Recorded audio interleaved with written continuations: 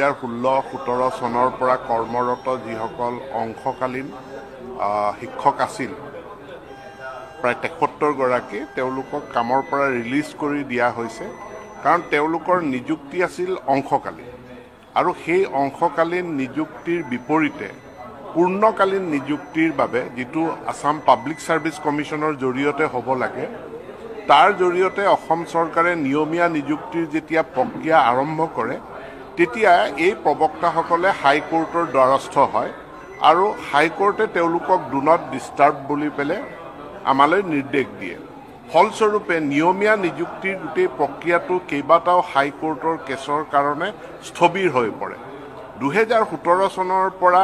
আহি 2023 চনৰ ফালে আমি বিজ্ঞাপন প্ৰকাশ কৰিবলৈ সক্ষম হওঁ আৰু বৰ্তমান আমি নিয়মীয়া নিযুক্তি পলিটেকনিকসমূহ আসাম ইঞ্জিনিয়াৰিং কলেজসমূহত আমি কৰিবলৈ সক্ষম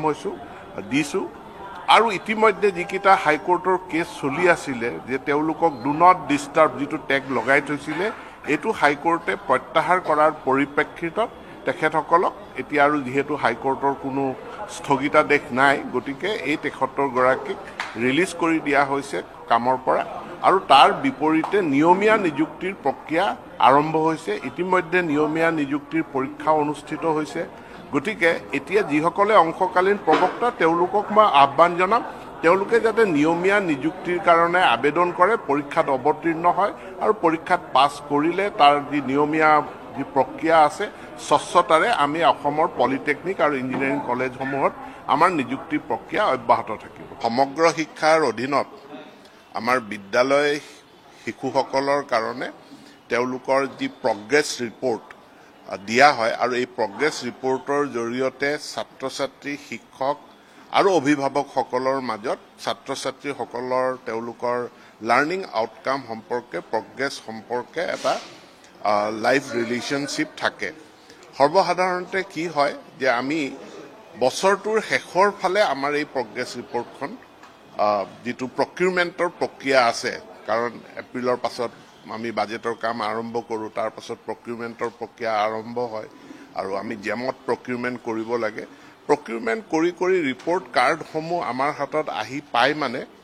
আমাৰ ডিচেম্বৰ জানুৱাৰী ফেব্ৰুৱাৰী হৈ যায় কিন্তু ডিচেম্বৰ জানুৱাৰী ফেব্ৰুৱাৰীত বছৰটো শেষেই হয় একাডেমিক ইয়েৰটো সেইকাৰণে আমি এটা ছিষ্টেম কৰিছোঁ যে 2024-25ৰ যিটো ৰিপৰ্ট কাৰ্ড